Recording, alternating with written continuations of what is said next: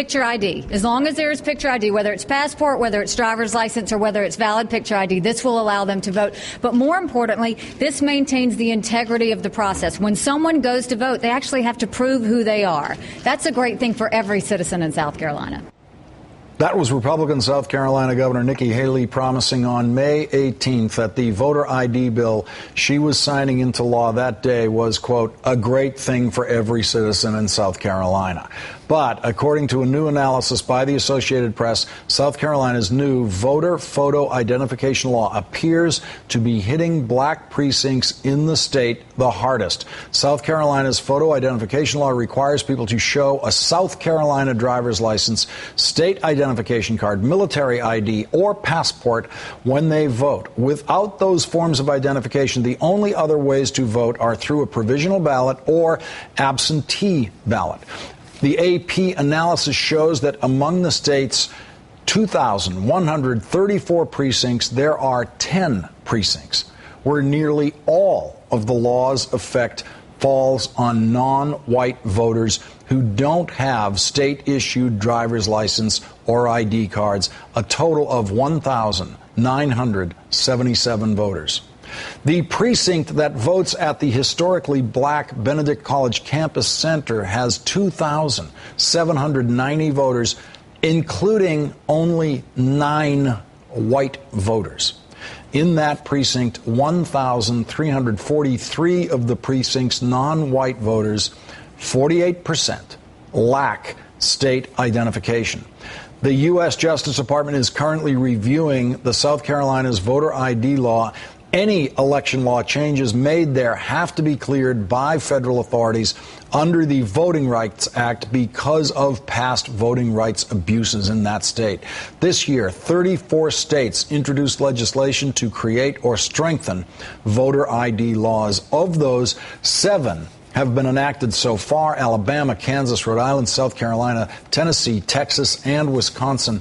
There are new restrictions. These new restrictions should have a significant impact on the outcome of the 2012 presidential election. According to the Brennan Center for Justice, the states that have already placed further restrictions on voting will provide 171 electoral votes in 2012, 63% of the 270 needed to win the presidency.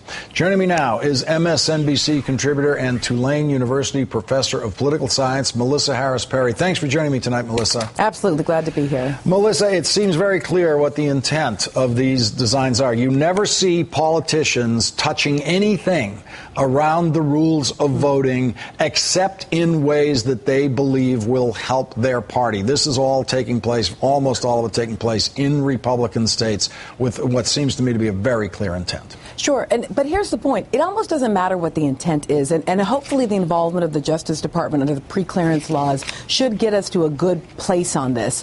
Because the point here is that the impact is disparate. Even if the intent is neutral, in other words, even if those who draft these laws claim that there's no partisan or racial purposes behind it, if the impact is clearly a disparate impact, one that even if the intent is neutral has a kind of clearly identifiably different impact on certain populations, particularly those that we think of as more vulnerable to these kind of voting rights restrictions, African Americans, Latino voters, elderly voters, disabled voters, then the Justice Department ought to be able to step in and say that these are unfair practices. The Brennan Center for Justice has shown, just to put a statistical framework around the people we're talking about here, that 11% of voting age U.S. citizens, totally legitimate voters, 11% of them do not have state-issued photo IDs.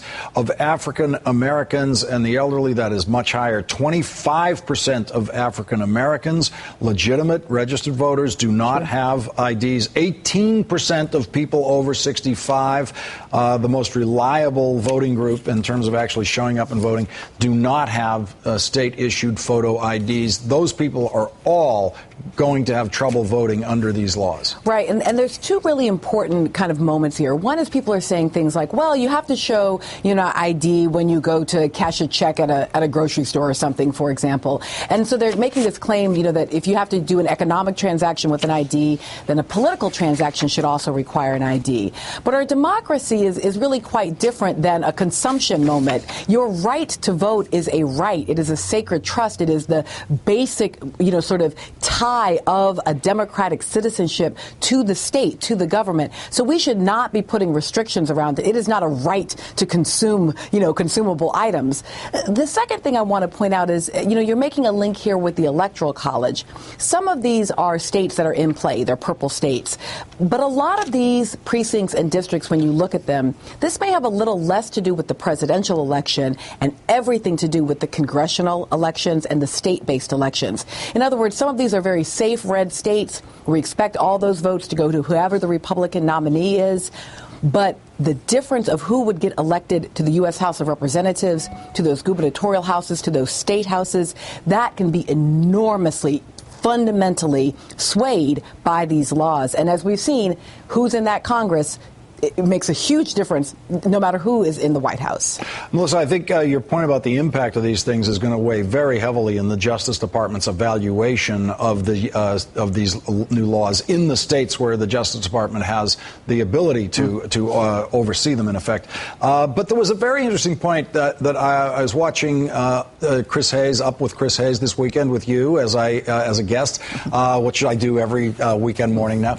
And John McWhorter made, I thought, a very interesting point in the discussion where he said that the new crusade may become what used to be a voter registration crusade. It may become a photo ID crusade, that it may be that if these laws hold, the task to overcome them or to increase the fairness of voting may be in helping people get these photo IDs or showing them what their other alternative ways are with absentee ballots and so forth, that may be the new education campaign necessary.